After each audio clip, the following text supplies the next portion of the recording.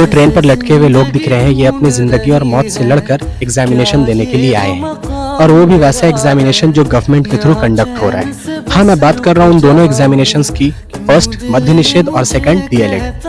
DElEd के examination के regarding मैं 3 क्वेश्चन यहाँ पर उठाना चाहता हूँ। मेरा सवाल उन सभी सिस्टम से है जो एग्जामिनेशन कंडक्ट करवा रहे हैं। पहला, ये जो क्वेश्चन आप स्क्रीन पर देख रहे हैं, ये क्वेश्चन डीएलएड एग्जामिनेशन में पूछा गया था 13 जून की सेकंड शिफ्ट में। ये मैथमेटिक्स का क्वेश्चन था। अब आप ही बताएं कि ये जो क्वेश्चन आपको दिख रहा है, इस क्वेश्चन में किस हिसाब से आप लोगों का ऑप्शन करेक्ट है। जिनको बेसिक मैथमेटिक्स भी आता है वो भी ऑप्शन करेक्ट कर लेंगे, और इन चारों में से कोई भी ऑप्शन करेक्ट नहीं है।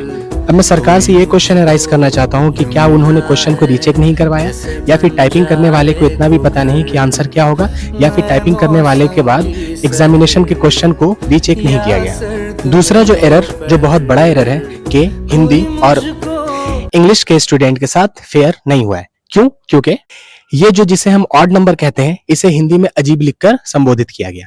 क्या हिंदी के स्टूडेंट को ये पता होगा कि ऑड नंबर को अजीब भी कहते हैं? अब ये बताओ कि ये जो ट्रांसलेशन है, ऑड को विषम के जगह पर अजीब लिखना, ये कहाँ का आपका ट्रांसलेटर सिस्टम क्या है? आप जो भी ट्रांसलेटर को हायर किए हो, जो भी ट्रांसलेटर को गवर्नमेंट जॉब दिए हो, क्या वो ये काम भी नहीं उन्हें पता कि विषम संख्या और अजीब में क्या फर्क होता है? अजीब संख्या कहीं आप सुने हो? थर्ड, ये बहुत ही इंपॉर्टेंट है और ये उर्दू के स्टूडेंट के लिए स्पेसिफिकली है।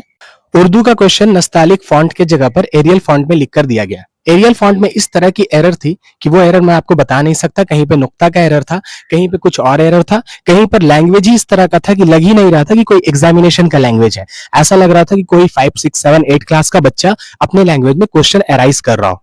किन्हीं से एग्जाम कंडक्ट नहीं हो रहा है, किन्हीं से क्वेश्चन सही से बन नहीं रहे हैं, किन्हीं से टाइपिंग एरर हो रही है, तो किन्हीं से कुछ और। क्या यही बच गया है अब इस करप्शन की दुनिया में? मैं आप लोगों से रिक्वेस्ट करता हूं कि आप लोग जिनको भी फॉलो करते हो, जो भी आप ऑनलाइन प्लेटफॉर्म जैसे करियरविल हो गया या फिर आपका पीडब्ल्यू हो गया, ये सब जिन्हें भी आप फॉलो करते हो, तो मैं रिक्वेस्ट करता हूं कि आप उनको टैग कर दो और उनको इस वीडियो पर कुछ बात करने के लिए बोलो, ताकि ये जो प्रॉब्लम है, ये कोई नॉर्मल प्रॉब्लम नहीं है, ये प्रॉब्लम पूरे बच्चों की है।